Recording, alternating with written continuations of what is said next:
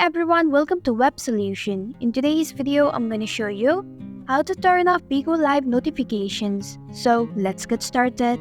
First, launch Open Settings on your mobile device. Scroll down until you find Apps option. Tap on it. Now select Manage Apps option. Scroll down until you find Bigo Live application. Tap on it. Scroll down a little and then tap on Notifications option. To turn off Bigo Live notifications, disable Show Notifications option. And this is how you can turn off Bigo Live notifications.